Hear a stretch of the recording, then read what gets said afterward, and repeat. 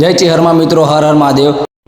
આટલી નાની ઉંમરમાં મારું કેદારનાથનું સપનું પૂરું જવા થઈ રહ્યું છે અને એ પણ વિચાર્યું નહોતું કે આટલી જલ્દી થશે। તો પણ પછી અમે નીકળી ગયા હતા ભાઈ, માતાજીનું નામ લઈને, મેલડીમાના આશીર્વાદ લઈને મહેસાણાવાળી બસમાં બેઠા।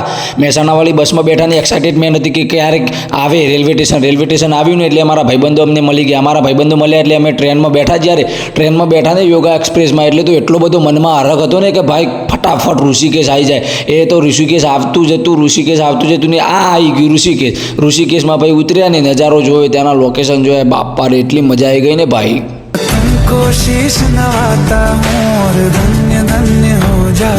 બસ પછી હોટલ બાજુ અમે ચાલતા ગયા હોટલ બાજુ અમે નીકળી ગયા ભાઈ, નજારો જોતા જોતા। અને કાંઈ મજા આવે એટલે કાંઈ ઘટે જ નહીં હોવાલા। પછી ગંગાના ઘાટે ગયા, બેગ ને બધું મૂકીને બધા છોકરાઓ વારે અમે ટાઈમ પાસ કર્યો, ટાઈમ સ્પેન્ડ કર્યો। બસ છોકરાઓએ ટાઈમ પાસ કરીને પછી નહીં ધોઈને ફ્રેશ થઈને અમે ગંગા ઘાટે નીકળી ગયા ભાઈ ફરવા માટે।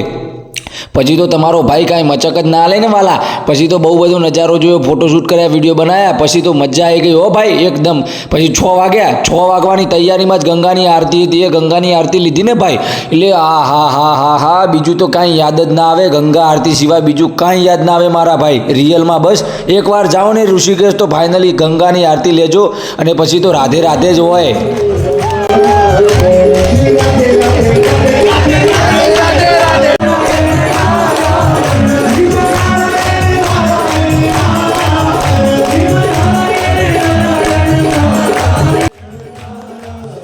પછી મોડા સુધી અમે રાધે રાધે કરીને ઊંઘી ગયા હોટલે જઈને। પછી સવારે વહેલા ટિકિટની લાઇનમાં ઊભા રહી ગયા। ટિકિટની લાઇનમાં ખરેખર એટલી બધી લાઇન હતી, પણ અમને અમારા બાબાની બાજુ જવાની એટલી એક્સાઇટેડમેન્ટ હતી કે ના પૂછો વાત। પછી તો બી અમે લાઇનમાં ઊભા રહીને મોડા સુધી ટિકિટ લઈ લીધી। ટિકિટ લઈને બસમાં બેઠા।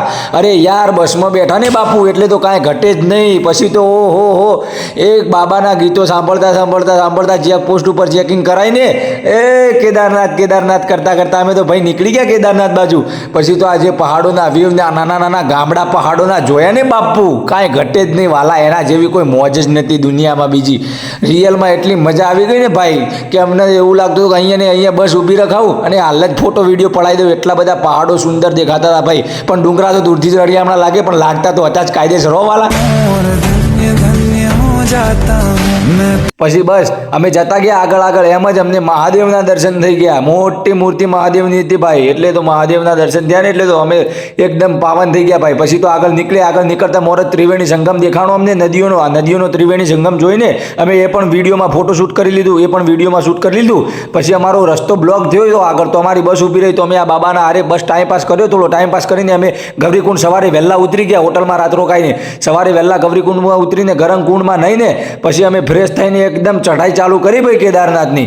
અને પછી તો કેદારનાથની ચઢાઈ ચાલુ કરો એટલે તો તમને ખબર જ છે ને નવું કેવું લાગે એકદમ, આમ કે ઠલ કેદારનાથ બાજુ જવાનું છે ભાઈ, પોકી જ જવાનું છે બસ, બીજી કાંઈ વાત નહીં। પણ જ્યારે અર્ધમાં પોક્યા ને ઉપર જેમ પોકતા ગયા એમ અમને લાગ્યું કે ના બાબાની બાજુ એમને જવાતું નથી, બાબા બોલાવે તો જ જવાય છે, નહીં તો પથ્થર ઉપરથી પડે ને તો બી આપણે કોઈ બી હા ના થઈ શકે। હા બાબુ એક બાજુ ખચ્ચર હેડે ને એક બાજુ આપણે ચાલવાનું, બીજું કાંઈ નહીં હો મારા ભાઈ। બસ એ વ્યૂ જોતા અમે તો ભાઈ ઉપર પહોંચતા ગયા। બહુ પછી રાતે પહોંચ્યા હતા, તે રાતે બહુ થાક લાગ્યો તો પણ બાબાના દર્શન કર્યા હતા ત્યાં બરોબર। આ શિમલા મનાલી જેવો માહોલ હતો ને ભાઈ, એટલે તો બરફમાં થોડું રમી લીધું। મેં કીધું થાક ઉતરી જાય ને તો મજા આવી જાય, એટલે પછી બરફમાં રમીને પછી પાછા આગળ નીકળતા મોરજ અચાનક આવું વાદળ આવી ગયું, અમને ભેટી લીધું વાદળે। તો વાદળમાં પણ મોજ કરી। પછી અમે તો બી ચાલતા ગયા, હાર નથી માની, અમને બહુ થાક લાગી ગયો તો બી અમે ચાલતા ગયા।